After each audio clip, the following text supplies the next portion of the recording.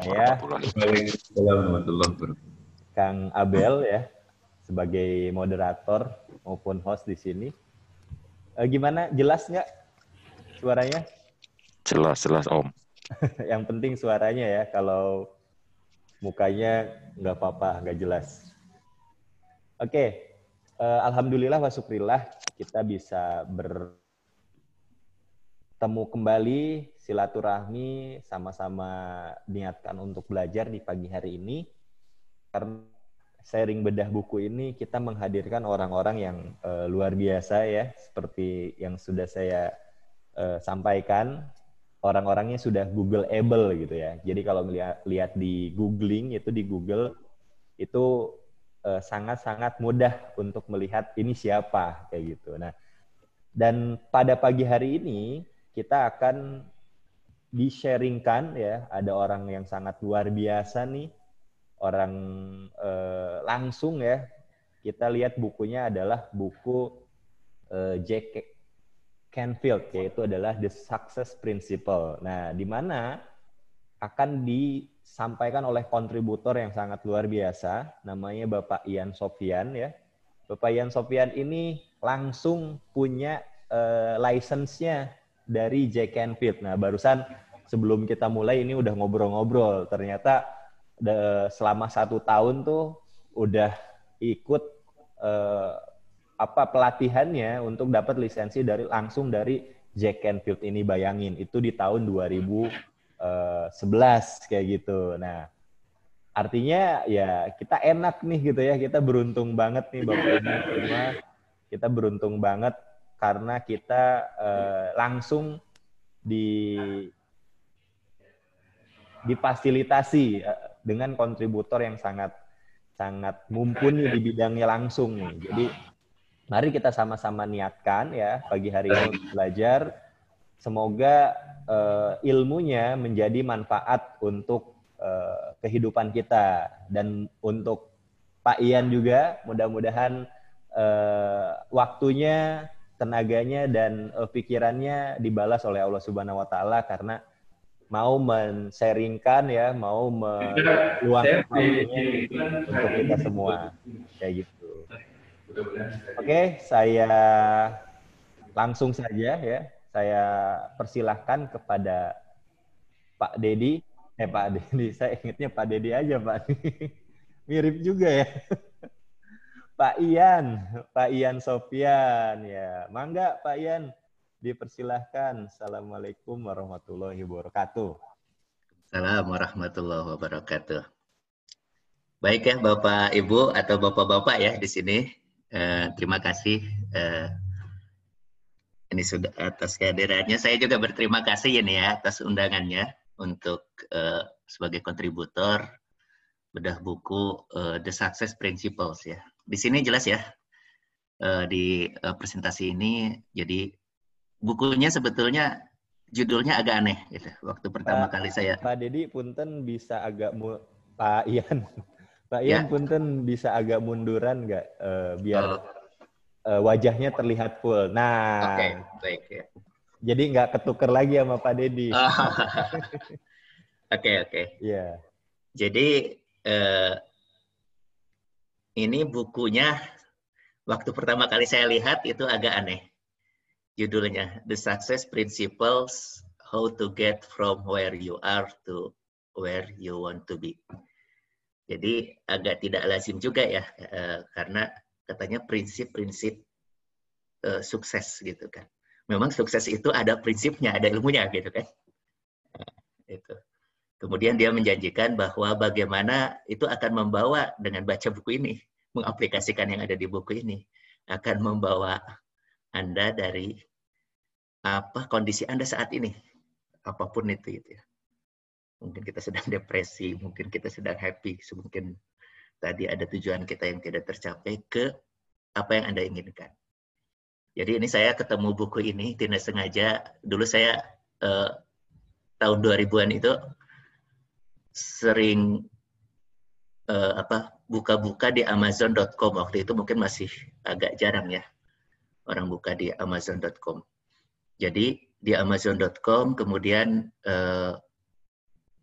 cari-cari gitu, cari-cari buku. Waktu itu saya sedang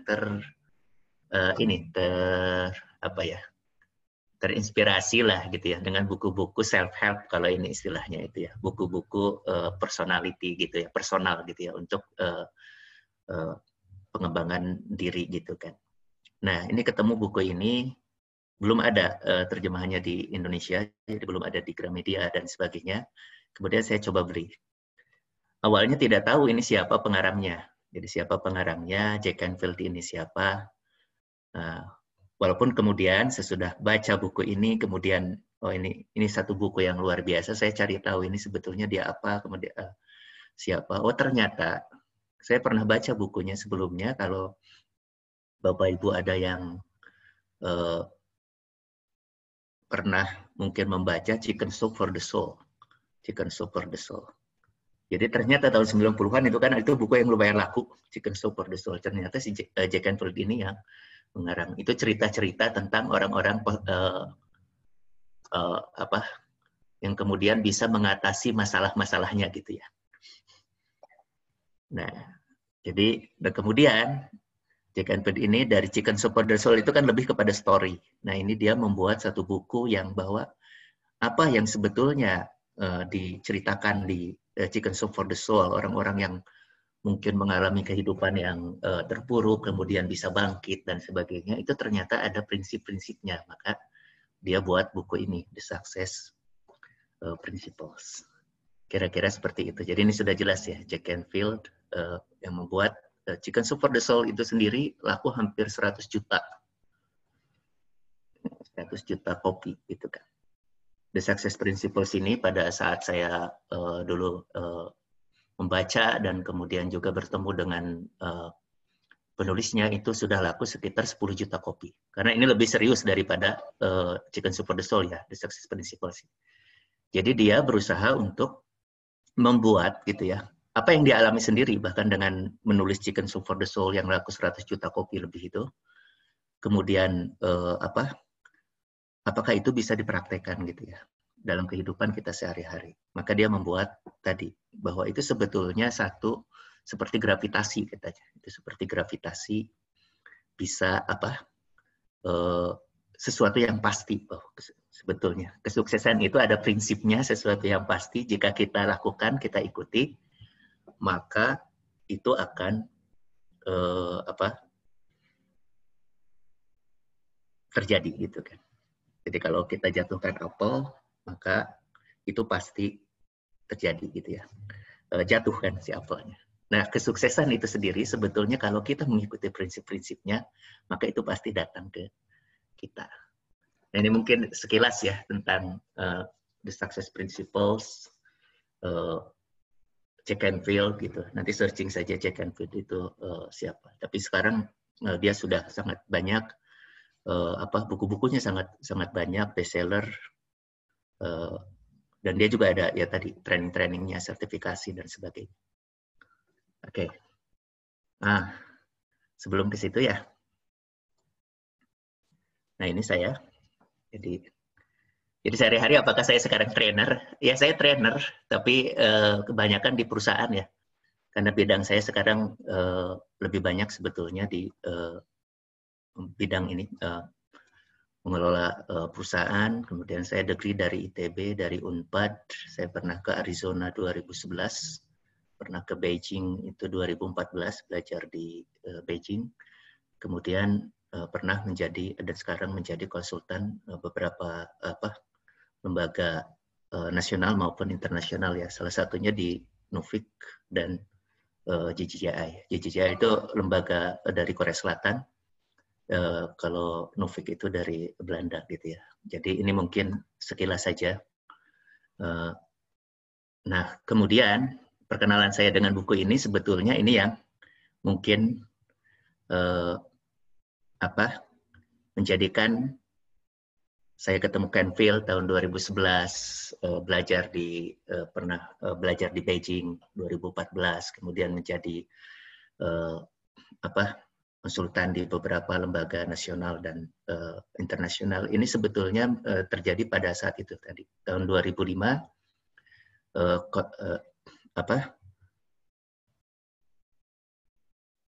kondisi sedang tidak baik lah, terpuruk. Saya dulu mulai bisnis ya, karena lulus kuliah itu tahun 2000-an, 2001. Kemudian tidak mau kerja katanya, tidak mau bekerja ke orang. Kemudian pada saat itu generasi angkatan saya di ITB itu sedang tergila-gila dengan entrepreneurship. Jadi ada banyak sebetulnya rekan yang kemudian memutuskan gitu ya, membuat usaha sendiri, walaupun banyak yang gagal gitu ya, banyak yang gagal akhirnya mungkin kerja memutuskan untuk itu. Nah saya sama, jadi waktu itu tidak langsung bekerja, tidak melamar ke perusahaan dan sebagainya.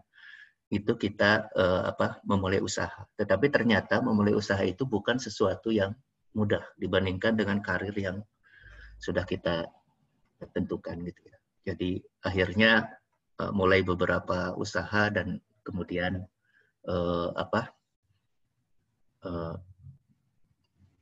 dalam tanda kutip bangkrut lah ya, meninggalkan hutang yang banyak. Nah saya ketemu buku ini dalam kondisi yang terpuruk, kita hutang banyak, nggak punya aset lah gitu. Kalau dihitung-hitung itu negatif banyak, nggak tahu gimana bayarnya gitu kan. Nah saya ketemu buku ini kebetulan beli, membaca dan ternyata ini merubah perspektif saya tentang kehidupan gitu ya. Dan kemudian dengan melakukan beberapa tadi yang disarankan di buku ini, ternyata walaupun mungkin tidak langsung karena dia bertahap, itu merubah apa yang ada di hidup saya gitu ya. Jadi termasuk ketika membaca buku ini yang pertama kali saya ingin ketemu orangnya langsung. Itu 2005 baca bukunya, nanti akan dijelaskan di sini, menerapkan prinsip-prinsip yang ada di sini. 2006 atau 2007 ketemu orangnya, ada di Thailand waktu itu. Kebetulan dia mengisi di Thailand, saya ikut acaranya, ketemu gitu ya. Kemudian, jadi Pak, ini buku self healing juga sebenarnya Pak ya? Betul, ini tuh buku self healing betul. Self help, makanya disebut sebenarnya self help. Kalau di Amerikanya self help. Jadi bisa jadi momentum titik balik ya? Kalau momentum titik balik ya bagi seseorang gitu kan? Typing point gitu Pak ya? Iya betul. Nah, jadi dengan membaca buat teman-teman, punten nih dipotong dulu Pak ya. Iya, karena ada beberapa yang masuk. Nah, jadi buat teman-teman ini tadi sekilas cerita dari Pak Ian dari keterpurukan bisnisnya gitu ya. Dengan membaca buku ini banyak inspirasi-inspirasi dan prinsip-prinsip yang akhirnya diterapkan kali Pak ya. Diterapkan. Betul. Dan akhirnya mengubah Pak Ian menjadi sekarang, yaitu dengan adanya titik balik. Nah mudah-mudahan nih Bapak Ibu semua bisa menyimak nih ya, karena saya juga perlu nih di era pandemi ini, apalagi nih Pak. Kalau saya kan usahanya lagi drop juga nih, jadi harus ada drop balik gitu. Dan nggak sedikit ya, semua saya rasa semua rata-rata lagi pada drop. Nah kita membutuhkan momentum titik balik ini dan tentunya kita harus punya ilmunya. Nah mudah-mudahan dengan dijelaskannya oleh Pak Ian kita bisa mendapatkan sesuatu yang kita harapkan. Ya Pak, lanjut Pak. Baik ya. Jadi buku ini ya tadi dia bisa menjadi titik balik ya kalau dibaca serius, sungguh-sungguh gitu kan. Dan yang lebih penting tadi diterapkan, gitu kan. Nah ini saya cerita kenapa belum cerita tentang bukunya ya. Bahwa ini sebetulnya bukan sesuatu yang omong kosong gitu ya. Jadi kadang kita kan membaca buku, udah gitu ya. Tapi kadang kita lupa bagaimana menerapkan dari sisi isinya gitu ya. Nah ini sebetulnya prinsip-prinsip yang dibuat oleh Jack Canfield ini yang sudah dia terapkan gitu ya. Bagaimana dia bisa menjadi bestseller gitu kan, tahun 90-an itu 100 juta kopi. Nah itu semua sebetulnya adalah prinsip yang kemudian dia ajarkan di buku ini. Nah kita terus ya. Buku ini ada 500-an halaman ini kalau dibaca. Jadi 500 halaman, kemudian ada 64 prinsip yang jika diterapkan tadi akan membawa kita dari kondisi kita saat ini, kondisinya apapun. Terpuruk, sekarang pandemi segala macam, mungkin jatuh tempo, hutang apa, lingkungan keluarga yang tidak baik, hubungan dengan anak, istri atau keluarga yang tidak baik dan sebagainya. Nah, apapun, jadi ketika kita menerapkan prinsip ini akan membawa kita kepada apa yang kita inginkan. Maka di judulnya kan adalah balik lagi, how to get from where you are to where you want to be. Jadi bagaimana membawa kita dari kondisi kita yang saat ini kepada kondisi kita yang kita inginkan. Jadi kita pasti punya keinginan gitu. Nah, saya sarikan dari 64 prinsip itu mungkin hanya 8 prinsip aja yang menurut saya penting bisa diaplikasikan gitu ya. Karena kalau kita menghafalkan 64 prinsipnya, kadang-kadang ada beberapa juga sebetulnya saling beririsan. Nah, ini adalah prinsip-prinsip utama. Jadi Bapak, Ibu misalnya belum sempat baca bukunya, dengan memahami prinsip ini sudah bisa dipraktekkan. Yang pertama ini. Nah, ini adalah prinsip yang paling utama ketika, ini yang mengubah hidup saya sebetulnya. Jadi, SP itu success principle 1 ya. Maksudnya prinsip nomor 1 itu SP. Jadi, kan judulnya success principle, SP1. Nah, ini saya dalam bahasa Inggris karena bukunya kan katanya bedah buku luar ya. Jadi semua tidak saya terjemahkan ininya. Tapi saya jelaskan saja. Siap. Nah, jadi take 100%. Nah, take 100 responsibility for your life. Jadi ini prinsip yang paling utama sebetulnya yang diajarkan oleh Jack Canfield di Success Principles. Jadi prinsip-prinsip yang lain sebetulnya mengikuti dari prinsip ini. Jadi kalau kita mau mengubah hidup kita kayak tadi sudah terpuruk banyak hutang dan sebagainya, atau mungkin hubungan keluarga yang jelek dengan istri, hubungan suami istri yang mungkin tidak baik dan sebagainya, ke hubungan atau ke suatu kondisi yang kita inginkan, maka yang pertama kali harus dilakukan adalah bagaimana kita mengambil tanggung jawab 100% terhadap hidup kita. Jadi kadang-kadang kita lupa atau menyalahkan apa yang di luar kita atas apa yang terjadi terhadap kita. Coba kalau dulu bapak saya kaya. Coba kalau dulu bapak dan ibu itu tidak cerai. Coba kalau ini teman saya ini benar-benar menepati janjinya, misalnya minjemin uang 10 juta. Coba kalau dulu bapak bisa membiayai saya kuliah. Coba kalau dulu, apa? Coba pikirkan. Coba kalau. Semua. Coba kalau istri saya itu lebih pengertian. Coba kalau. Maka, kalau saya anak sultan gitu ya Pak. Nah, coba kalau saya anak sultan. Jadi, yang pertama adalah di Success Principles ini, kata Jack Canfield adalah bahwa kamu harus mengambil 100% tanggung jawab atas hidupmu. Maka kamu baru bisa sukses, ini fondasinya. Karena kebanyakan kita, coba yakin tidak, kita sekarang apa yang terjadi dengan kita, itu kemudian kita akan komplain, mengeluh kan. Coba kalau tidak ada pandemi ini, bisnis saya nggak akan bangkrut gitu kan. Coba kalau, dan seterusnya. Nah, kata Jack Canfield, hal yang pertama yang harus kita lakukan adalah kita ambil tanggung jawab terhadap hidup kita, kalau kita ingin merubahnya. Nah, dia mempunyai rumus yang di atas ini nih. Event plus respon sama dengan outcome.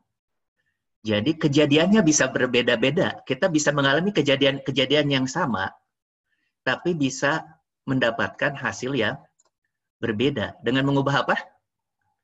Mengubah responnya. Betul nggak? Sekarang sedang terjadi pandemi.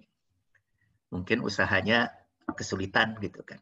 Ini tidak mungkin lagi bisnis saya kalau saya kayak buka restoran, kafe, bangkrut. Maka yang biasa kita lakukan adalah kita dengan merespon, ini salah pandemi, situasinya kayak gini, saya nerima nasib aja. Kayaknya restorannya bangkrut. Tapi ada beberapa yang saya lihat itu, dia merespon secara berbeda. Ini pandemi, beberapa orang tidak akan keluar rumah gitu ya. Maka kemudian dia membuat responnya adalah dia sesuaikan si produknya, misalnya kalau ini makanan, produk makanannya ini, sehingga di dalam box, dus, kemudian dia jual secara online. Ada beberapa yang kemudian lebih berhasil di situ. Responnya berbeda, eventnya sama, bahwa ini ada pandemi, semua orang tidak keluar rumah, tapi hasilnya berbeda karena respon yang berbeda. Jadi event itu tidak penting. Kita mengalami kemacetan misalnya seperti itu. Biasanya responnya apa? Responnya adalah kita ngedumel ya, dan seterusnya. Outcome-nya apa? Kita lelah, terlambat, dan sebagainya.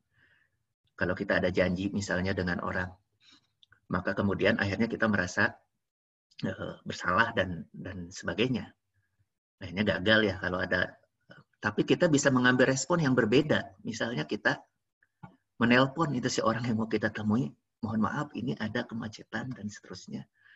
Maka saya mungkin akan tiba terlambat. Kira-kira itu outcome-nya akan beda tidak? Kalau itu misalnya satu temu bisnis yang sangat penting, maka akan berbeda hasilnya dibandingkan kita kemudian ngedumel dan sebagainya. Maka kata Jack Canfield, yang penting itu sebetulnya bukan eventnya, karena kejadian bisa saja terjadi dengan kita apapun. Tetapi yang penting adalah respon kita terhadap kejadian. Maka itu akan menghasilkan hasil yang berbeda. Kita merespon itu dengan apa? Kita merespon itu dengan 3 hal yang bisa kita kontrol. Yaitu pikiran kita, thought, apa yang kita bayangkan, imajinasi, dan kemudian sikap kita. Jadi merubah hasil itu bisa dilakukan dengan mengontrol 3 hal ini. Jadi dia sebenarnya sederhana. Kontrollah 3 hal ini, maka kamu bisa tadi mengubah dirimu dari kondisi saat ini ke kondisi yang kamu inginkan. Mengubah pikiran, mengubah imajinasi, dan mengubah tindakan. Oke ya. Jadi sederhana ya. Jadi yang pertama di sini adalah terima kondisinya bahwa ini adalah tanggung jawab kita. Saya sekarang berada di sini, misalnya itu kondisinya apapun, itu adalah tanggung jawab kita saat ini. Bukan salah orang tua, bukan salah teman, bukan salah pasangan, atau bukan salah lingkungan, atau bukan salah dunia ini. Kalau sekarang kondisi pandemi, memang ini kondisinya seperti ini. Kita menerima bahwa ini adalah tanggung jawab kita dan bagaimana kita merespon si kejadiannya. Nah, ini yang bisa kita lakukan dengan cara mengubah pikiran kita, imajinasi kita, tindakan kita. Oke. Nah, sesudah kita tadi mengambil keputusan untuk 100% bertanggung jawab terhadap diri kita. Pasti tadi ya ada banyak, karena kita mungkin menyalahkan diri kita, depresi, segala macam gitu kan. Karena itu kita biasanya tidak mengambil 100% tanggung jawab terhadap diri kita. Maka kata dia tadi, untuk mencapai yang kita inginkan dari kondisi kita saat ini adalah, ini success principle nomor 2. Decide what you want. Putuskan apa yang kamu inginkan. Kadang-kadang kita, nah ini tadi, kita ngedumel, saya itu sekarang miskin, saya itu sekarang depresi, hubungan tidak baik dengan keluarga, dengan pasangan, kemudian gitu kan. Kondisi karir saya mentok dan sebagainya.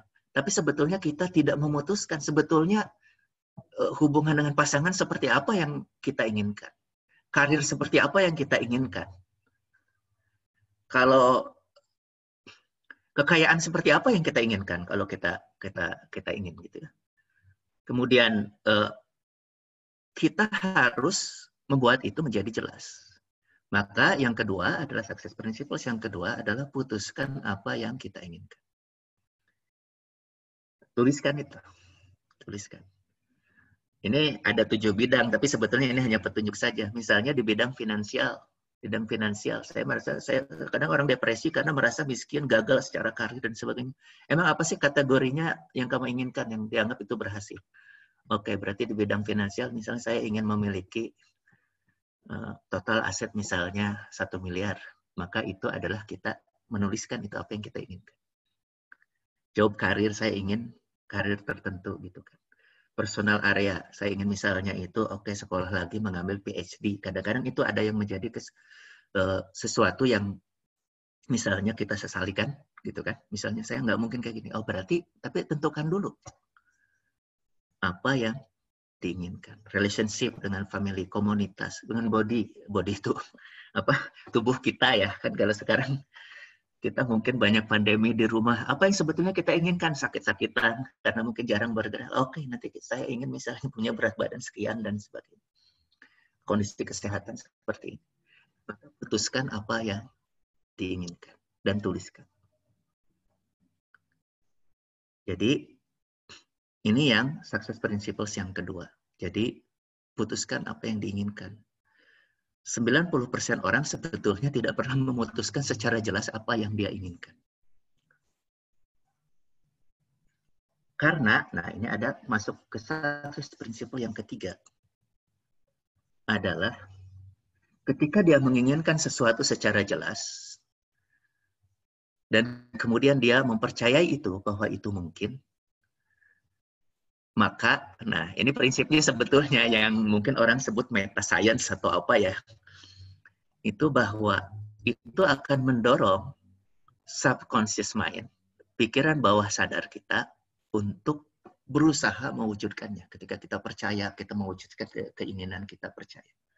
Ini sebetulnya akar dari semua ilmu-ilmu meta science yang dimulainya dulu Napoleon Hill, Anthony Robbins, mungkin apa kalau pernah dengar yang seperti itu gitu ya. Ada Jim Rohn dan sebagainya. Jadi bahwa atau pernah mungkin yang paling terkenal Law of Attraction ya. Law of Attraction pernah ada filmnya tahun berapa itu cukup terkenal gitu kan. Jadi ini akan mendorong ketika kita memutuskan apalagi menuliskan, itu akan mendorong pikiran bawah sadar kita untuk mewujudkan itu, mencari jalan mewujudkan itu. Jadi kalau di teori self-help seperti ini adalah bahwa pikiran itu ada dua, pikiran sadar dan pikiran bawah sadar. Pikiran sadar adalah yang kita lakukan dengan kita berpikir. Pikiran bawah sadar adalah yang kita lakukan tanpa berpikir. Karena dia sudah ada di dalam pikiran itu sendiri, kira-kira seperti itu. Oke. Jadi kita harus percaya bahwa itu mungkin, kemudian, nah, kalau sudah sampai di sini, ada apalagi yang bisa dilakukan adalah, maka kemudian kita membuat goal setting. Jadi kalau tadi kita tuliskan apa yang ada di apa yang ada tadi yang kita inginkan, kalau yang kita inginkan tuh ya gitulah. Kita tuliskan aja itu mungkin sebanyak-banyaknya di situ saya ingin apa gitu kan. Saya ingin Mercedes, saya ingin bahagia, saya ingin apa, kita tuliskan. Tapi kalau kemudian kita perjelas itu di dalam namanya goal setting. Jadi ini teori goal setting itu tadi untuk membangkitkan apa? Untuk membangkitkan si subconscious mind itu tadi, pikiran bawah sadar. Jadi goal setting itu ini success principle keempat, yaitu bahwa kita sebetulnya menuliskan apa yang kita inginkan. Ulangi gitu ya. Kadang, nah ini contoh saja ya. Saya memiliki rumah 1000 meter di Dago. Tentukan kan berarti, oh ini jelas. Jadi bukan saya ingin memiliki rumah, itu bukan goal setting namanya. Tapi saya memiliki dengan jelas rumah berapa? 1000 meter di Dago, perlu jalannya boleh. Pada misalnya kapan? Mei 30, 2009. Ini bisa dituliskan. Saya misalnya itu menikmati untuk perjalanan saya ke USA pada tanggal berapa tadi. Saya misalnya itu mendapatkan PhD, kalau tadi misalnya yang kerjaannya ingin kuliah gitu kan, itu salah satu tujuannya tadi, yang keinginannya kan. Maka ini diperjelas di goal setting. Saya ingin misalnya punya PhD degree dari ITB tahun 2000 berapa. Oke. Ini kenapa kok masa lalu ya, bukan yang sekarang ya? Gak apa-apa, Pak. Nah, kenapa coba? Karena ini salah satu sebagian di sini ini yang saya tuliskan dulu. Nyataan ya berarti, Pak. Ya. Ya mungkin rumahnya ya nggak jauh-jauh dari kayak begini gitu kan, misalnya ininya tidak jauh-jauh seperti itu. Bahwa ini saya tuliskan, walaupun tidak sama persis ya, saya tuliskan. Kemudian caranya adalah di sini sebelah kanan kan ada ini ya, kayak card gitu ya. Bikinlah card yang seukuran kartu kredit lah, yang bisa disimpan di dompet. Tuliskan goal setting kita yang paling kita inginkan itu di dalam card itu. Saya ingin ini tanggal berapa. Simpan, mungkin nanti tiap pagi atau tiap ini tiba-tiba keluar, lihat gitu ya. Lihat dan tiap hari melihat akan secara tidak sadar kita buka dompet ini, lihat gitu ya. Sikat itu. Ini saya lakukan sekitar 2 tahun atau 3 tahun. Sebagian yang dulu saya tuliskan di dalam card seperti itu, atau semuanya ya, sebagian itu sudah tercapai dalam 2-3 tahun. Karena kita punya tujuan yang jelas, punya goal, gitu kan. Dan goal itu dituliskan, kemudian kita baca, kita lihat, gitu ya. Oke ya. Tujuannya boleh berapa? Tuliskan saja sebanyak-banyaknya. Cuma mungkin yang disimpan di card itu beberapa lah yang kita inginkan. Saya ada, tapi saya tidak bawa ininya ya. Saya menuliskan bahkan ini. Dulu itu nggak akan kebeli lah misalnya itu dengan kondisi keuangan pada saat itu. Waktu itu ada salah satu merek mobil gitu ya. Mobil yang baru. Kemudian saya tuliskan di dalam card ini. Dan itu persis terjadi gitu ya. Rumah sama. Trip sama. Perjalanan dan seterusnya. Jadi ini sampai di sini. Oke. Jika ada yang mau bertanya silahkan ya. Nah, yang kedua selanjutnya adalah ketika kita menuliskan tadi tujuan kita semuanya itu, apa yang harus kita lakukan? Jadi dengan menuliskan ini, kita sebetulnya mengingatkan ke dalam pikiran kita tadi, mengingatkan ke dalam pikiran bawah sadar kita. Sehingga si pikiran bawah sadar kita mencari cara untuk mendapatkannya. Jadi ini ada cerita kalau bahwa kenapa goal setting ini menjadi sangat powerful adalah itu ada ceritanya, katanya di Yale atau di mana ya, Harvard itu kan. Dia ada penelitiannya panjang selama 20 tahun. Jadi ada mahasiswa yang kemudian menuliskan tujuannya dan tidak ketika lulus kuliah, kemudian dicek lagi 20 tahun kemudian. Ternyata mahasiswa yang menuliskan tujuannya, jadi mungkin hanya sekitar 10% dari mahasiswa yang tidak menuliskan tujuannya, yang 10% itu cenderung lebih sukses daripada yang 90%. Karena dia menuliskan. Dia jelas gitu dengan apa yang dia inginkan. Nah ini goal setting. Kemudian, sesudah itu, apalagi? Jadi kita sudah menuliskan apa yang tujuan kita. Biasanya tujuan kita itu tidak tercapai. Itu karena tadi, pikiran bawah sadar kita dipenuhi dengan ketidakmungkinan.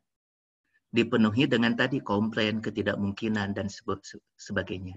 Maka kata Jack Canfield, yang kelima adalah kamu harus lepaskan remnya. Karena yang mengerem kita adalah sebetulnya masa lalu kita, kemudian atau pikiran bawah sadar kita bahwa ini nggak mungkin, kamu itu nggak bisa, kamu itu bodoh kan. Mungkin kalau yang masa kecilnya suka dikatakan seperti itu, maka dia terbawa. Kamu nggak bisa gambar deh. Nah, maka caranya adalah bahwa tidak mungkin kamu itu dari keluarga miskin, tidak mungkin misalnya mendapatkan tadi, kalau tujuannya misalnya punya net worth 1 miliar misal. Kamu tidak sekolah, kamu miskin nggak mungkin sekolah, dan seterusnya. Maka kita diajarkan di sini adalah bahwa kita bisa release the brakes. Jadi kalau kita mau maju itu tidak mungkin kalau kita selalu ngegas kemudian ngerem gitu ya. Maka kita butuh namanya afirmasi. Jadi kalau misalnya kenal, afirmasi itu adalah kata-kata positif yang kita ucapkan gitu ya. secara terus-menerus. Mungkin ini berapa kali sehari gitu ya. Misalnya gini, I am enjoying my new Liquina car or something better. Ini saya buat ini afirmasinya. Sekarang mobil saya Liquina, walaupun nggak diganti-ganti gitu ya. Ini waktu dulu saya nggak kebayang gitu ya beli mobil ini. I am watching my kids playing the ball in my 1000 meter persegi rumah di Dago misalnya. Ternyata anaknya perempuan itu, semua ya. Oh, iya, oke. Nah ini jadi afirmasi. Jadi kita kemudian tadi sudah bikin goal settingnya itu kemudian dibuat menjadi afirmasi. Apa yang kita katakan, yang itu akan mempengaruhi pikiran bawah sadar. Saya nggak tahu tempatnya di mana ya itu otak bawah sadar itu yang dikatakan oleh ini. Tapi itu semua self help yang mungkin biasanya kan mastermind-nya dari Amerika itu pasti akan konsepnya adalah tentang otak bawah sadar. Jadi meta psikologi ya atau apa ya. Nah kemudian ada satu yang lebih powerful sebetulnya, yang dari afirmasi. Selain melakukan afirmasi, kita bisa melakukan apa? Visualisasi. Jadi kita bisa melakukan visualisasi, itu artinya adalah, kalau di success principle-nya adalah see what you want, get what you see. Atau visualisasi. Tadi. Yang bisa kita kontrol adalah pikiran. Pikiran dikontrol dengan apa tadi? Dengan kita melakukan afirmasi, melakukan goal setting, afirmasi. Kemudian kita mengontrol imajinasi. Imajinasi dikontrol dengan apa? Visualisasi. Maka kalau tadi keinginan kita adalah 1000 meter persegi rumahnya itu di Dago, nggak tahu harganya berapa, jangan pikirkan itu. Maka kita kemudian mungkin cari iklan rumah yang ada di Dago, tempelkan di sini. Ini contoh aja ya. Kalau visualisasi kita, yang kita inginkan adalah goal settingnya ini. Ini mungkin kenapa menyebut benda terus ya, itu paling gampang ya. Maka kita inginkan itu mungkin mobil tertentu. Mobilnya kemudian potong, cari di majalah, di apa yang bagus, atau print, tempelkan di situ. Kalau yang kita inginkan itu adalah sehat, maka bayangkan, tempelkan mungkin kita atau gambar bahwa kita sehat. Rekreasi, Menara Eiffel dan sebagainya. Maka kita gambarkan. Makanya biasanya gini, ini visualisasi, orang mungkin jarang yang melakukan afirmasi, tapi visualisasi ini sebetulnya banyak dipakai. Walaupun tidak tahu ilmunya itu dari mana ya. Gitu kan. Biasanya kalau kita bergabung dengan MLM, pasti akan ada visualisasi-visualisasi seperti ini.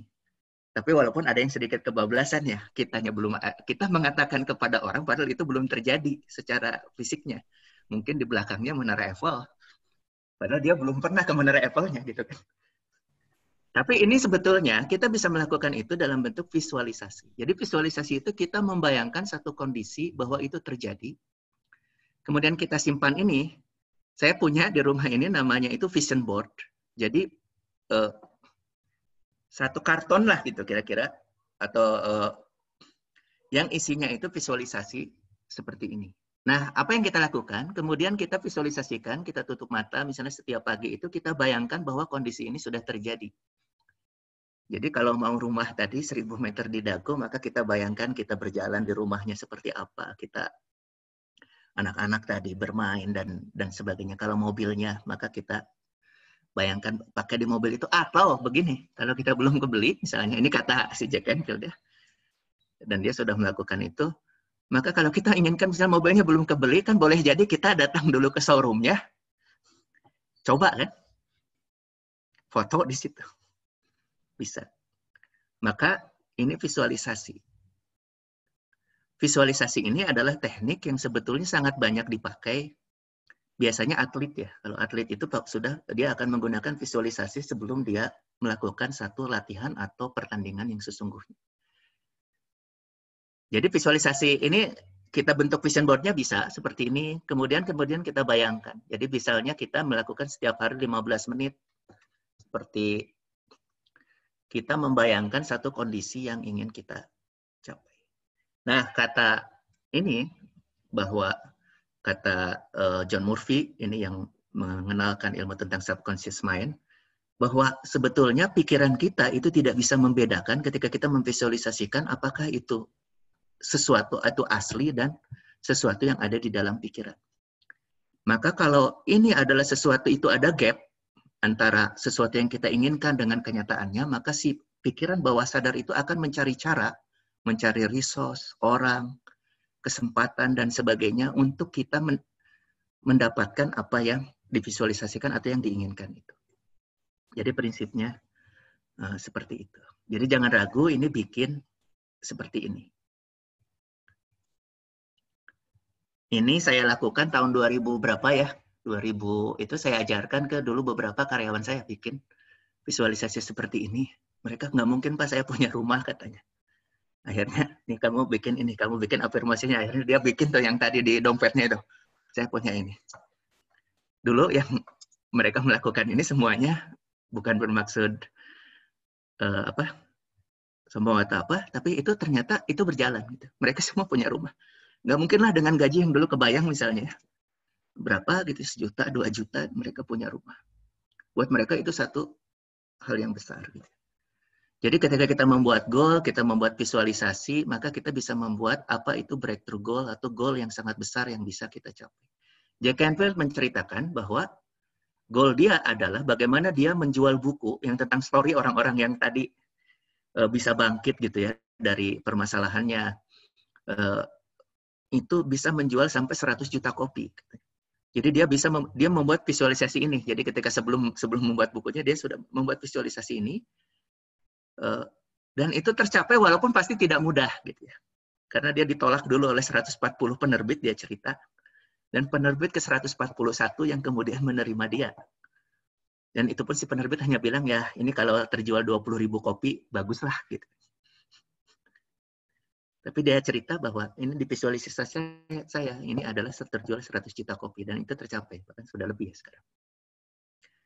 Nah, ini visualisasi, kemudian, nah, apakah cukup sampai di sini, bahwa ini tujuan kita itu akan tercapai, apa yang kita inginkan itu akan tercapai, maka kata Jack Canfield itu, nah ini yang terpenting yang dilupakan orang, take action, ambil tindakan. Jadi kita tidak mungkin. Ini kalau mencapai sesuatu tanpa mengambil tindakan. Jadi ini bukan magic ya, bukan magic bahwa kita kemudian akan mendapatkan apa yang kita inginkan hanya dengan tadi. Saya sudah membuat goal loh, saya sudah tahu apa yang saya inginkan, saya sudah membuat afirmasi, saya sudah membuat visualisasi, kok tidak sampai-sampai ya. Nah ini ada ceritanya kalau di buku itu, karena ini bedah buku ya. Ceritanya adalah, jadi ada seorang pemabuk katanya, pemabuk, yang dia menginginkan sesuatu. Maka kemudian dia cerita datang, karena mungkin di sana, datang ke gereja, di sana kemudian dia berdoa kepada Tuhan. Berdoa kepada Tuhan. Wahai Tuhan, ini saya pemabuk, saya ingin mengubah hidup saya, tolong menangkan saya lotre. Sehingga saya bisa mendapatkan, di Amerika itu biasa, orang kaya gara-gara lotre, walaupun akhirnya nanti miskin lagi. Ada yang dapat $1 juta, ada dapat lebih gitu ya.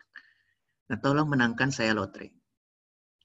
Maka dia berdoa seperti itu, kemudian dia kembali ke rumah dan seminggu kemudian ternyata dia belum menang lotre juga. Akhirnya dia kembali lagi, ya Tuhan, saya sudah berdoa seminggu lalu kepadamu, tapi saya belum mendapatkan lotre juga. Sekarang saya ingin buat lebih jelas ya Tuhan, apa yang saya inginkan. Saya ingin memenangkan lotre agar saya bisa menyenangkan istri saya. Agar, oke. Balik lagi. Enggak, tidak dikabulkan juga. Sampai dia datang kembali, ya Tuhan, aku itu sudah berdoa kepadamu dan sekarang sudah aku serahkan semuanya kepadamu. Aku sudah bayangkan aku memenangkan lotre, aku sudah visualisasi nanti akan kubelikan apa uang itu.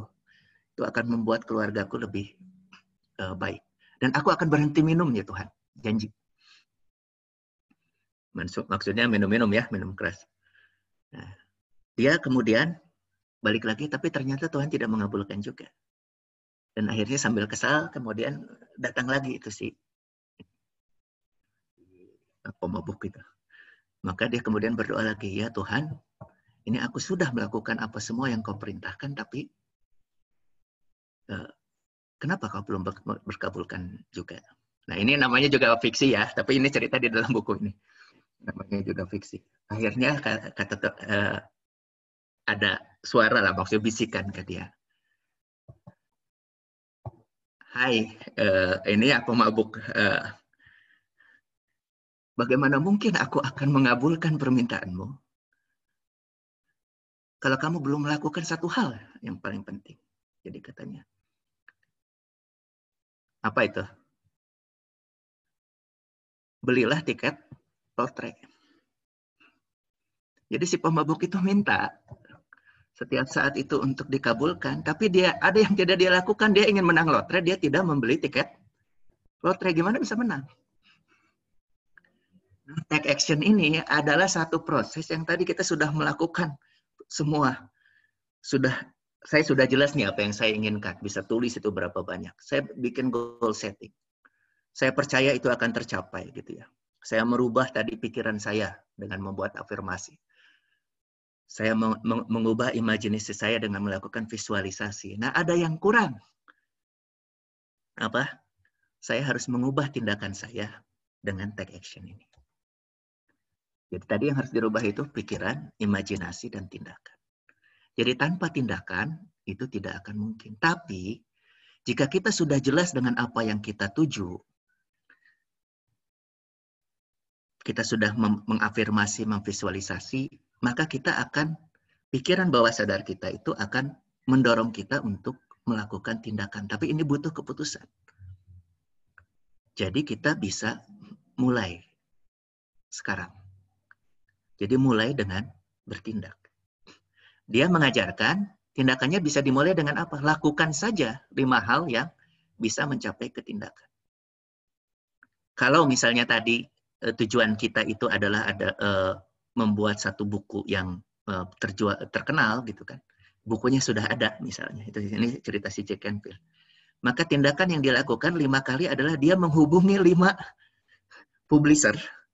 5 penerbit itu setiap hari itu. Ditolak itu. 5 penerbit dia hubungi, 5 penerbit dia hubungi, dan seterusnya. Ini adalah tindakan yang bisa kita lakukan. Jadi katanya rule of 5. Nanti cari lagi. Maka kita akan semakin dekat kepada tujuan kita. Nah, biasanya apa yang menghalangi tindakan? Itu NATO itu kan. Adalah karena kita takut. Ada ketakutan di dalam diri kita bahwa itu akan gagal. Jadi bertindak, lakukan terus gitu kan. Nah, ini yang terakhir ya. Rekan-rekan, yang terakhir, ini sudah jam 10. Jadi kalau kita sudah bertindak, jadi lakukan langkah awal gitu ya, kata dia tuh. Maka itu pasti ada kegagalan. Pasti ada kegagalan, maka lakukan lagi. Praktis lagi. Lakukan lagi. Kemudian yang kedua adalah minta feedback. Atau kita melihat itu sebagai feedback. Jadi kalau misalnya tujuan kita itu adalah tadi menjadi penerbit yang terkenal untuk buku kita, maka kita bisa melihat kalau ditolak penerbit itu kenapa. Atau kita minta feedback kepada orang lain. Yang terakhir adalah jangan menyerah. Ini kalau di agama Islam istiqomah ya. Jadi jangan menyerah. Ini seperti sesuatu yang saya sarikan ini ya dari buku ini, boleh silahkan baca bukunya. 540 halaman. Ada 64 prinsip. Saya mungkin hanya sarikan ambil 8 prinsip saja, tapi kira-kira ini yang utama. Dan ini sepertinya make sense kan buat kita gitu ya. Sesuatu yang ini mah biasa gitu ya. Ini mah biasa. Nah, karena kata Jack Canfield sebetulnya prinsip-prinsip sukses itu memang sesuatu yang biasa yang kadang sudah kita ketahui gitu ya. Itu rekan-rekan. Ini intisari dari buku The Success Principle. Silahkan untuk beli di Gramedia. Ya sudah ada terjemahan bahasa Indonesia. Sudah lama terjemahan bahasa Indonesia. Jadi The Success Principles. Dan percaya saya, jika misalnya kita membaca buku ini dengan seksama, kemudian kita mempraktekkan apa yang ada di buku ini, maka itu akan mengubah hidup kita seperti gravitasi. Pasti membuat apel itu jatuh ke tanah. Seperti itu. Terima kasih ya. Semuanya mudah-mudahan bermanfaat. Jika ada yang ditanyakan silahkan. Silahkan Kang Abel. Ya, terima kasih Pak. Saya jadi teringat nih Pak masa lalu juga ya. Jadi dulu juga Pak saya sama persis kayak yang ada disampaikan tadi Pak Ian ya. Dulu saya pertama bisnis tuh ikut MLM Pak. Dan itu udah pasti kan harus punya dream book Pak. Dream book ya, atau vision board dream book sama ya, betul. Jadi saya itu 2 tahun gitu ya, 2 tahun di MLM dan memang harus punya dream book gitu. Akhirnya bikin dream book gitu ya, dream book pengen ini pengen itu dan alhamdulillah sebenarnya kenyataan Pak, kenyataan dapat semua tuh yang ada di dream book dari mulai rumah, mobil, keliling dunia, umroh dan penghasilan dan lain-lain ya. Nah masalahnya memang kesini-sini sudah tidak melakukan itu lagi gitu. Jadi kita jadi nggak align lagi ya. Akhirnya kita punya nih sesuatu yang memang yang jadinya saya mau ini, tapi nggak dituangkan gitu loh. Hanya ada dalam batas, ada dalam pikiran gitu. Nah, mungkin kalau ini dibalikin lagi bisa jadi kenyataan lagi Pak ya. Betul. Jadi kadang kita lupa. Ini saya kadang-kadang suka lupa. Dulu di awal itu semua yang saya tuliskan itu jadi itu. Saya tuliskan, saya ini ya. Tapi itu kan butuh konsistensi karena kita mempengaruhi. Ini kalau teorinya metapsikologi seperti ini adalah bahwa ketika kita menuliskan, kita membuat afirmasi, visualisasi, dream book terus-menerus, maka itu akan mendorong pikiran bawah sadar kita untuk mewujudkannya. Jadi kalau ada gap itu dia akan cari cara untuk mewujudkan itu gitu kan. Nah, ketika kita yakin gitu ya, tadi makanya ada belief dulu dan seterusnya, maka dia akan mencari cara untuk mewujudkannya. Kira-kira seperti itu. Nah, ini mungkin intisari ya dari buku ini dan sebetulnya banyak buku-buku psikologi Brian Tracy dan sebagainya ya, seperti ini Anthony Robbins sebetulnya prinsipnya sama. Prinsipnya sama seperti ini gitu kan. Jadi kalau baca banyak buku, intisarinya itu sebenarnya seperti ini gitu. Dan itu yang membedakan mungkin situasi sama orangnya Pak ya. Tapi intisarinya rata-rata memang hampir sama seperti yang dikatakan Jack Canfield tadi ya. Iya, betul. Nah, Bapak Ibu, kalau yang mau bertanya silahkan. Kalau misalkan mau ikutan, saya mewakili sih, mungkin ada yang sama nih ya, karena kita sekarang ini terlalu misalkan terbebani dengan daily activity kita, terus kita manage bisnis, manage kehidupan kita dan lain-lain, akhirnya sesuatu hal yang tadi itu akhirnya kita nggak ngeh gitu ya. Dan itu selalu berubah-ubah Pak jadinya sekarang tuh. Nah itu gimana tuh?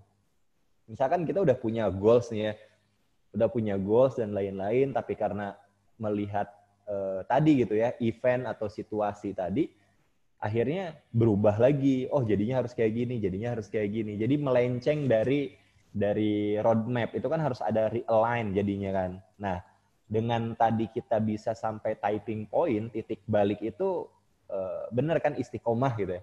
Cuman gimana nih tips and trick daily-nya gitu ya, biar kita tuh ketemu ini, baca berita ini, ketemu komunitas ini, ketemu training ini, akhirnya wah itu jadinya berubah, oh harus gini. Nah mungkin teman-teman merasakan juga, ini saya mewakili, tapi kalau ada yang berbeda ya silahkan ya bertanya yang lainnya. Mudah-mudahan Pak Ian masih mau 10-15 menit lagi Pak. Mumpung ada Pak Iannya nih. Baik. Nah, jadi makanya di buku ini dijelaskan bahwa yang perlu diperjelas adalah ini tidak akan berubah karena kondisi, adalah putuskan dulu apa yang kita inginkan. Kita berubah karena kondisi, karena ini ya, event kan? Iya. Event berubah, respon kita berubah, outcome-nya berubah. Karena kenapa? Karena sebetulnya kita tidak jelas apa yang kita inginkan. Maka ketika eventnya berubah, maka keinginan kita berarti jadi berubah ya, kan seperti itu kan. Kejadiannya tiba-tiba ada pandemi. Itu kan eventnya berubah, kejadiannya itu berubah. Nah, maka kita harus jelas dulu, putuskan adalah bahwa apa yang sebetulnya kita inginkan. Kita inginkan tidak semata-mata materi ya. Jack Canfield ini sebetulnya bukan orang yang mengajarkan sukses itu berarti uang berapa gitu. Bukan. Gitu. Maka kita harus memutuskan dulu sebetulnya kriteria sukses yang kita inginkan atau apa yang kita inginkan. Maka dia membagi itu, silahkan tuliskan jadi keinginan finansial. Kalau finansial ya mungkin bisa tadi. Kenapa banyak kita contohkan finansial atau rumah, mobil, mungkin punya tabungan sebagainya. Karena itu yang paling mudah ya untuk dicerna. Tapi sebetulnya keinginan itu bisa tadi job, karir, free time.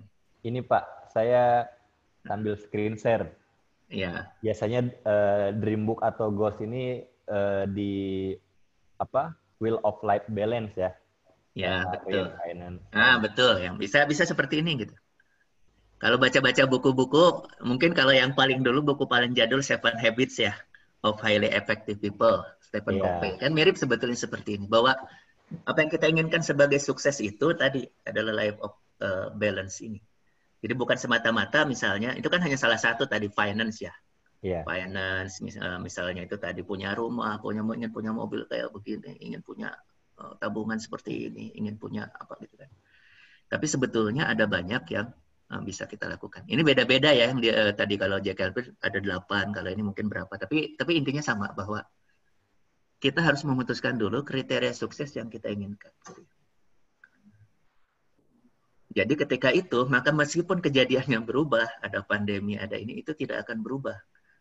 Hanya caranya pasti akan berubah. Karena kita tadi harus melakukan bahwa setiap hari itu berarti harus melakukan tindakan untuk menuju ke tujuan tersebut. Kadang ujungnya tidak tahu itu bagaimana cara dapat uang 10 miliar ini kalau tadi tujuannya finansial. Tapi kita akan kemudian, si pikiran bawah sadar kita itu akan menuntun kita mungkin melakukan tindakan pertama. Tindakan pertamanya apa? Saya pikirkan produk apa yang bisa dijual laku 10.000 kali, harganya misalnya 1 juta. Kemudian apa tindakan untuk membuat produk itu? Saya tidak tahu ilmunya, saya berarti harus hubungi si A, si B, dan seterusnya. Jadi kira-kira seperti itu. Itu yang apa? Oke. Ya.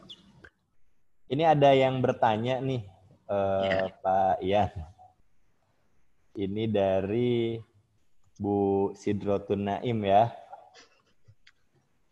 Iya, saya bacakan aja ya, Bu ya. Ya.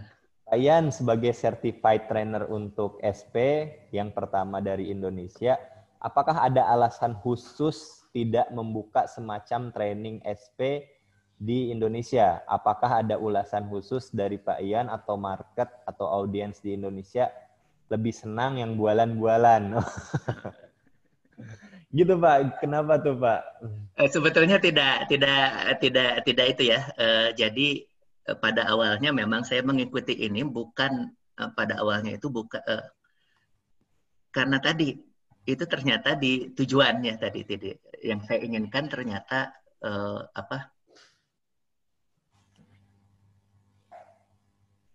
pada akhirnya tadi sesudah itu bukan jadi pembicara terkenal. Karena memang bukan tujuannya ya. Bukan tujuannya. Jadi awalnya itu mengikuti ini itu adalah karena sebetulnya dorongan bahwa saya ingin belajar langsung kepada orangnya, ingin kemudian mendapatkan ilmu ilmu dan sebagainya. Tapi kemudian ketika tadi itu kenapa penting adalah decide what you want itu. Putuskan apa yang kamu inginkan. Saya ingin belajar ini, tapi saya ternyata tujuannya bukan ini.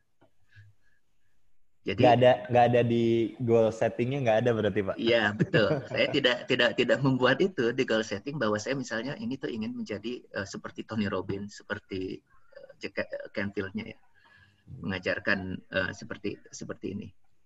Makanya kalau misalnya ada ini juga itu juga kan ketika misalnya ada mau membuat bedah buku seperti ini, karena itu bukan tujuannya. Itu peserta berapa saya tidak akan bertanya itu pesertanya berapa. Pokoknya ini kita akan sharing saja.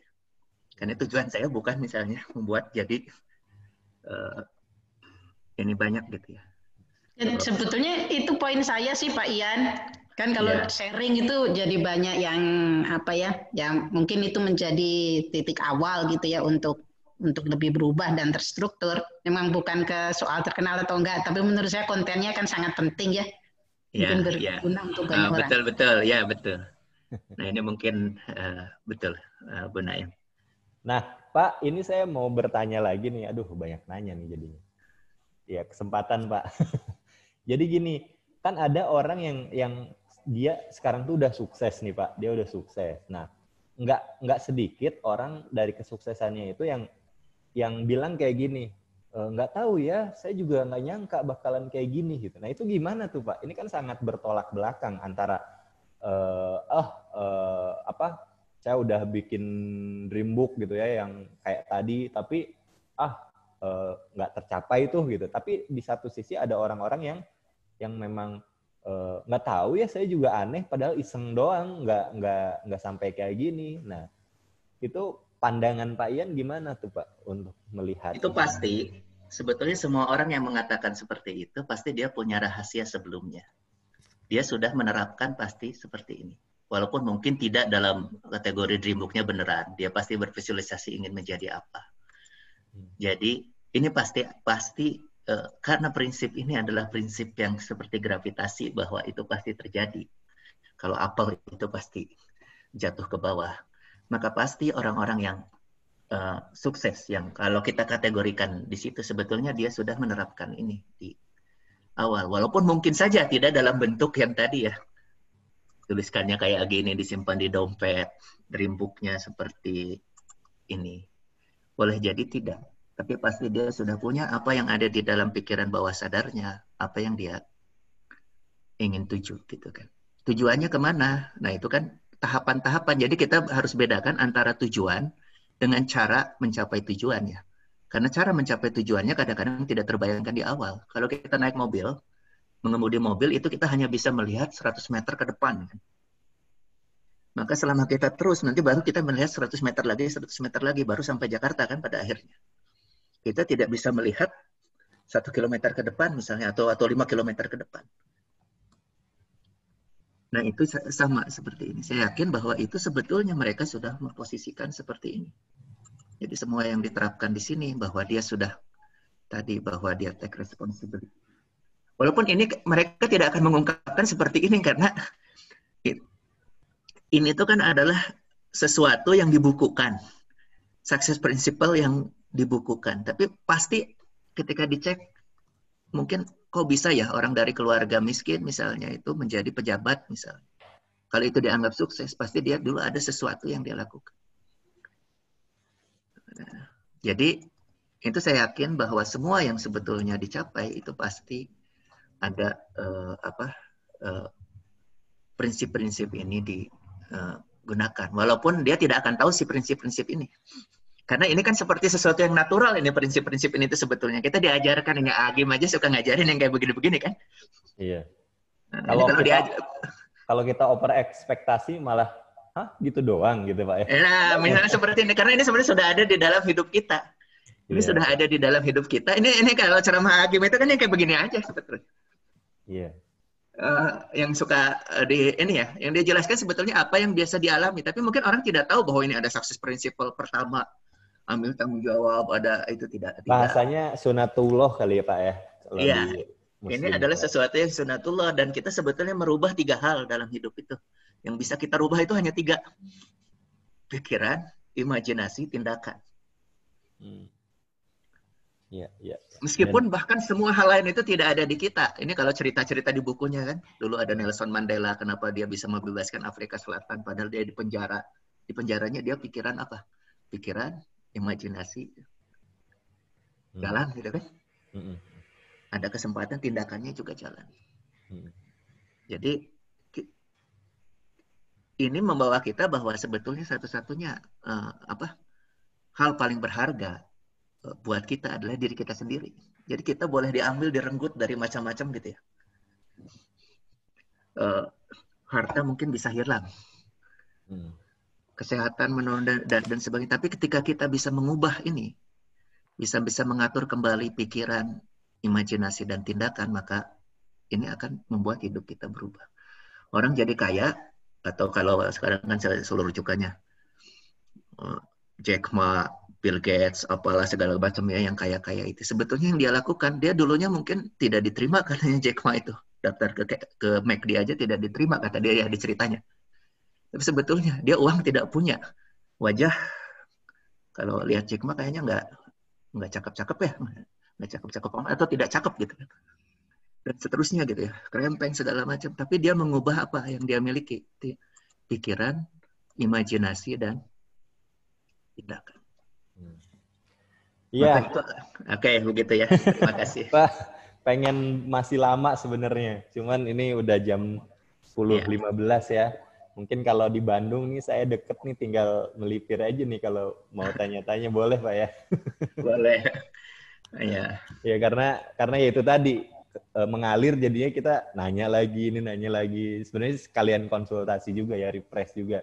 Karena musim pandemi ini kan ya memang sosialisasi fisik kita kan terbatas gitu ya. Jadi kayaknya kangen banget ngobrol-ngobrol kayak gini gitu ya. Cuman karena kita keterbatasan waktu, dan mudah-mudahan nih teman-teman kalau mau silaturahmi ke Pak Ian, ada di Bandung Pak ya? Ada di Bandung saya. Oh ini nanti alamat segala macam sih, silakanlah nanti di. Iya, boleh kalau slide-nya boleh dibagikan Pak. Nanti dikasih alamat sama nomor Pak Ian. Jadi nanti boleh, mungkin kalau ada yang mau kolaborasi, silaturahmi, konsultasi dan lain-lain kita kasih. Termasuk saya juga nih. Biasanya ke Pak Dedi kemarin ya. Ke Pak Dedi ya di ini ya. Ya Bapak Ibu, rekan-rekan semua, alhamdulillah ya kita sudah mendapatkan sesuatu reminder gitu ya, hal-hal yang terbiasa yang kita lupa sebenarnya gitu. Saya juga merasakan kita lupa hal-hal yang membuat kita bisa mengulang kesuksesan kita gitu Pak ya. Kita sebelumnya bisa ini tapi kok nggak bisa ini. Berarti ada hal-hal yang memang terlupakan. Walaupun hal-hal itu adalah karena hal-hal ini kecil dan natural sehingga ya kita menyepelekan itu mungkin Pak ya. Nah, dengan adanya tadi pemaparan dari bedah bukunya dari Pak Ian sangat-sangat menyentil lagi kita nih untuk reminder apa sih yang sudah kita lakukan sebelumnya tapi sekarang jadi nggak dilakukan kayak gitu. Nah, mudah-mudahan teman juga mendapatkan inspirasi, mudah-mudahan mendapatkan sesuatu yang bisa bermanfaat untuk kita hidup lebih baik lagi esok hari. Nah, reminder nih kalau teman-teman merasa ilmu ini bermanfaat ya, karena sharing bedah buku ini juga kita ada acara donasinya. Jadi kalau merasa ilmu ini atau acara ini bermanfaat, kita buka donasi untuk teman-teman yang masih terdampak karena COVID ya, karena pandemi ini. Nah, jadi ini sekaligus ada donasinya. Nanti bisa di-share, bisa ditanya ke adminnya ya, yang kemarin dapat link dari mana. Donasinya bisa lewat sana dan kita akan salurkan ke orang-orang yang sesuai target. Oke, nah besok informasi juga, besok akan ada seorang yang sangat luar biasa juga ya, sempat di Arizona juga ya Pak, di USA belajarnya gitu, dan penemu dari Priadi Test. Nah ini adiknya Pak Ian Pak ya, Pak Dedi ya. Ya, jadi besok itu kita akan ngebahas bukunya Now Discover Your Strength. Jadi gimana cara kita menemukan kekuatan kita. Nah besok nih dibahasnya. Jadi pastikan teman-teman besok hadir lagi di jam dan channel yang sama kayak gitu. Dan Pak Ian, punten ini boleh saya upload ke YouTube Pak. Mungkin teman-teman yang tidak hadir, yang berhalangan hadir, pengen tahu apa sih yang dibahas di event kali ini. Boleh? Boleh. Silakan. Ya, boleh. Jadi saya minta izin dulu. Oke, nanti teman-teman kalau YouTube-nya sudah ada, saya kasih linknya juga ya. Dari awal tuh, dari yang 7 Habit itu sudah dibawakan juga sama Bu Ayi waktu itu. Nah, jadi nanti saya akan share juga di YouTube. Oke, sebagai penutup nih, Pak Ian, kira-kira pesan-pesannya 1 atau 2 patah kata lagi untuk kita, poinnya, what's the point of this book untuk menjadi pegangan kita nih, Pak Ian. kira-kira. Baik ya. Jadi ini mudah-mudahan sharing ini bermanfaat. Jadi poin yang paling utama sebetulnya tadi dari buku ini, ataukah mungkin yang kita inginkan ya, dengan kondisi pandemi dan sebagainya, berarti ini kondisi yang sulit seperti sekarang, kemudian kita ingin mencapai sesuatu yang kita inginkan, adalah bahwa kita pertama kali harus menerima konsekuensi bahwa kita itu sebetulnya yang bertanggung jawab terhadap diri kita. Jadi bahwa bukan orang lain, bukan orang tua kita, pasangan kita, anak kita, teman kita, lingkungan kita gitu ya. Jadi itu kita hindari bahwa kita itu komplain. Karena itu coba ke dalam diri kita tanya, pasti 90% isinya adalah yang ada kita pikirkan adalah komplain. Coba kalau ini, coba kalau ini, coba kalau ini. Nah itu yang pertama. Yang kedua adalah kita bisa mengubah sebetulnya apa yang kejadian saat ini, mengubah hasilnya dengan cara kita mengubah respon. Mengubah apa responnya? Dengan mengubah pikiran kita, mengubah imajinasi kita, dan mengubah tindakan kita. Jadi seperti itu. Jadi kemudian kita putuskan apa yang kita inginkan, buat goal setting, afirmasi, visualisasi, tapi yang terpenting adalah sebetulnya take action. Mulai ambil tindakan. Jadi untuk mengubah situasi kita adalah kita ambil tindakan, walaupun kita tidak tahu ujungnya, tapi kita bisa melakukan tindakan pertama. Kalau kita mau misalnya tadi seperti cerita yang ingin mendapatkan lotre, walaupun mungkin ini tidak sesuai dengan ini kita ya, misalnya di budaya kita, tapi bahwa hal yang pertama dilakukan apa? Beli tiket lotrenya. Mau sekolah lagi, ingin di sekolah di mana, berarti daftar gitu ya. Itu kan tindakan ya. Yeah. Itu tindakan. Jadi lakukan action yang mungkin gitu ya. Dan kata Jack Canfield adalah lakukan 5 tindakan yang mungkin dilakukan setiap hari untuk mencapai tujuan. Kita hanya bisa melihat kalau nyetir itu mungkin 100 meter sampai 1 kilometer ke depan. Tapi ketika kita melakukan ini, maka kita akan bisa melihat 1 kilometer ke depan lagi, 1 kilometer ke depan lagi, akhirnya sampai Jakarta. Dan yang menghalangi orang dari tindakan adalah karena kita takut bahwa itu akan gagal. Takut ditolak, takut meminta, takut. Maka itu lakukan tadi bahwa kita harus, yang terakhir adalah lakukan terus, tapi jangan menyerah. Jadikan itu sebagai feedback kalau gagal. Lakukan. Dan itu adalah yang akan mencapai kita kepada tujuan. Meskipun misalnya tadi pertanyaannya, mungkin banyak orang sukses akan mengatakan, saya tidak tahu itu tiba-tiba terjadi. Sebetulnya tidak. Dia melakukan semua yang ada di sini karena ini adalah sesuatu yang sebetulnya natural. Maka kadang kita lakukan secara tidak sadar gitu ya. Dan percayalah bahwa kalau kita sudah tadi memutuskan melakukan semua yang ada di sini, semua prinsip yang ada di sini, maka akan ada pikiran bawah sadar kita itu akan menemukan cara, akan mendorong kita untuk mencapai apa yang kita inginkan. Ini saya belajar sebetulnya bukan di buku ini, ada buku namanya itu dari John Murphy ya, dari John Murphy tentang subconscious mind.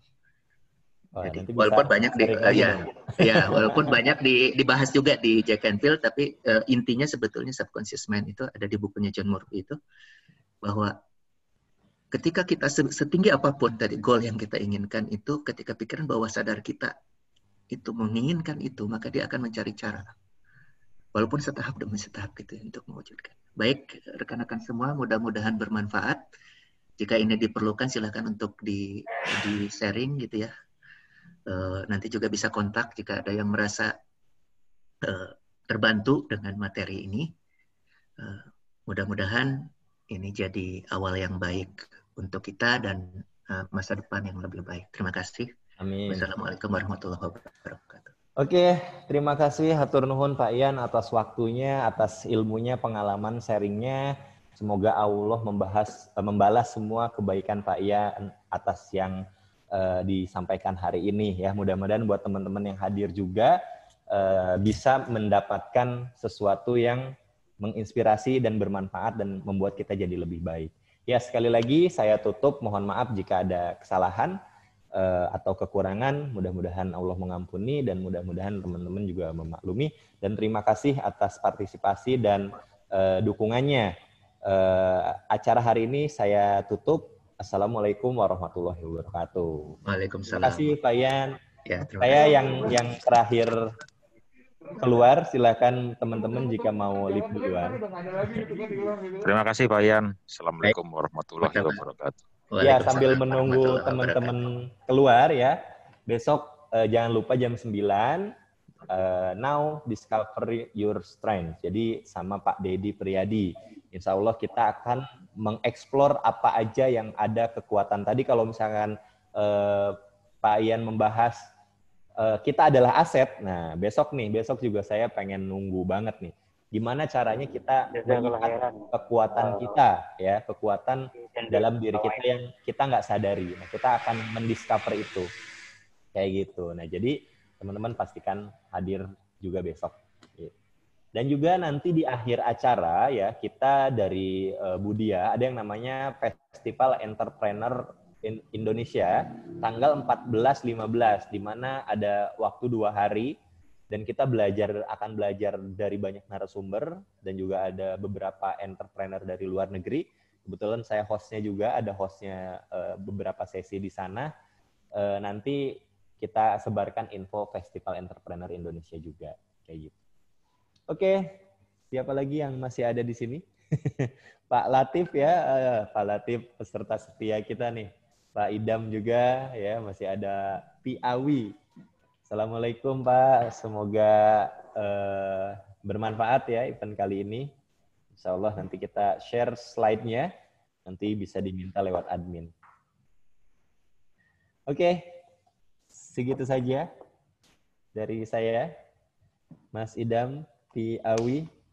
Assalamualaikum warahmatullahi wabarakatuh. Ciao.